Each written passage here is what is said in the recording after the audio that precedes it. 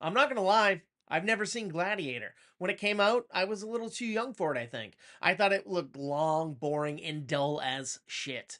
But now that Gladiator 2's out, I had to check it out. And by it, I mean Gladiator 2 and not Gladiator.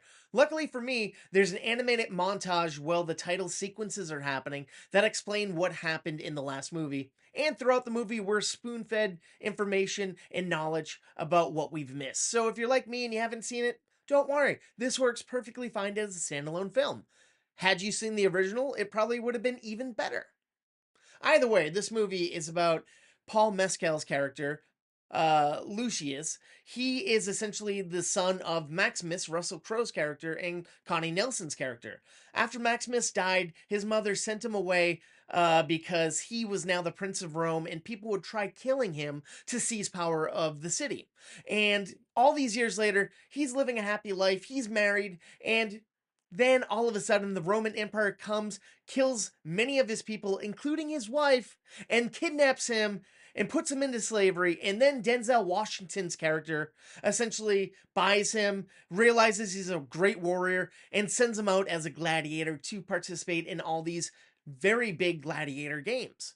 And while this is happening, his mother is in the stands watching and realizes, oh wow, that's my son. He's back. And then he notices mother from afar and notices that she's married to the man that killed his father, the one man he wants to kill. So he has some big turmoil here. And as all that's going on, there's these two twins that are evil dictators who are only out to have fun. They don't have Rome's best interest. So there's a lot of people planning coups, including the gladiator's mom, and Denzel Washington is working as a puppet master trying to seize power himself.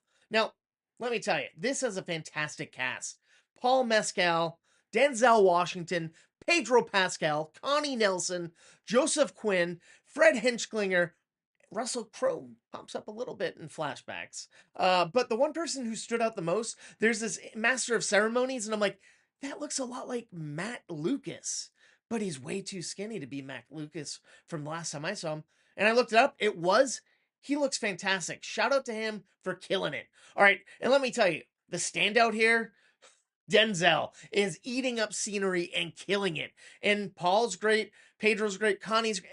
Everyone's fantastic. All right, the cinematography is gorgeous. The directing is competent.